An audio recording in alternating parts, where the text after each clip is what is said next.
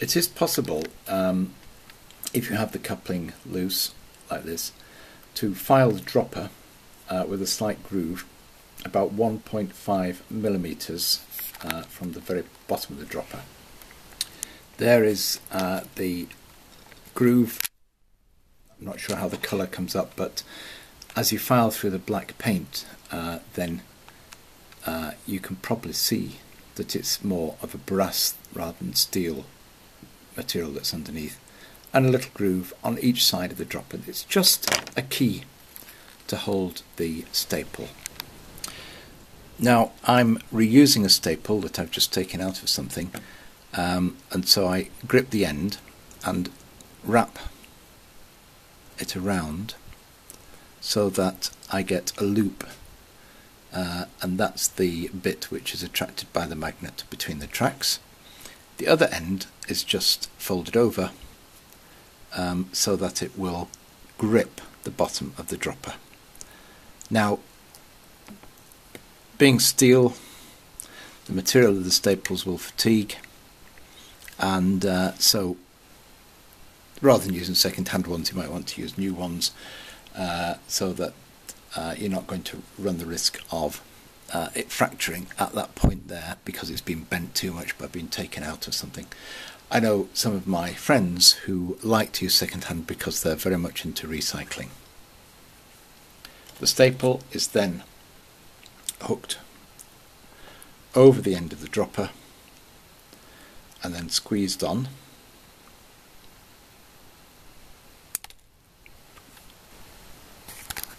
That's the part formed staple, paper staple. If you're not recycling them, then you just take one off, batch of staples. You don't want to file through the dropper too far and risk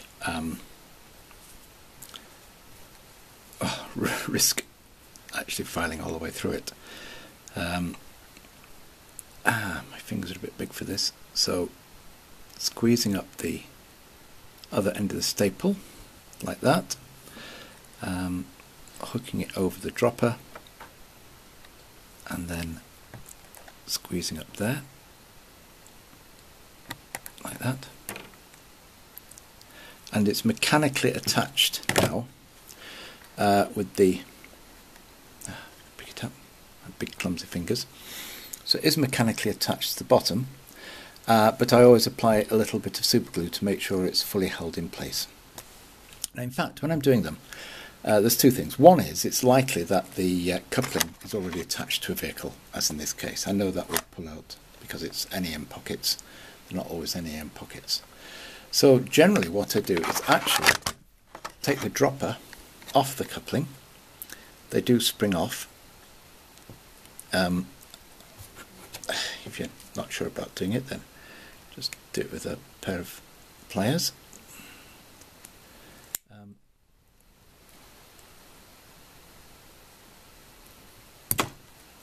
That's not springing off.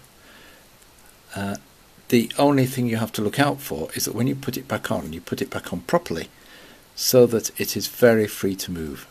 If it doesn't go on properly, then it will still be clipped in, or it'll not clipped in, it'll be very awkward, not moving very well. This is not coming out on camera.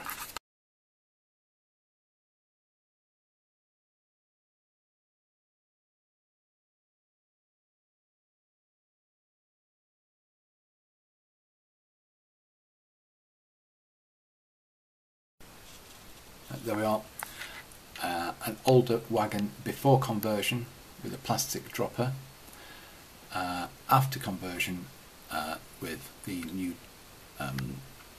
coupling, Tensionlock couplings fitted. So here is a wagon before conversion, but it's already got the it's like a Bachmann conflat, so that's going to be easy to convert. The still images showed you how I tend to work with the hook and dropper removed. There's another vehicle, relatively easy to convert in this case, because it already has the small couplings attached with the right droppers. Older wagons such as this Lima, British Railways, it's not a ferry wagon or something, you'll need to replace the couplings, or I will need to replace them. Some are not as easy. So for instance on these two, which look quite different, 040 chassis is the same on both, and the tension lock coupling is moulded into the end of the chassis. So if you want to use one of these on this layout, using the automatic uncoupling, then you have to glue it on. And I've got a range of older rolling stock, which varies from very old Pico wonderful wagons. There's something I'm partway through modifying, fitting new wheels, and I've cut the door open on that one. And so on these, it will be necessary to glue some plastic hard on and attach the couplings. So I've got a packet of the couplings ready to do that with, and I've already converted some items, again such as this brake van. That's already converted and works quite nicely using this system.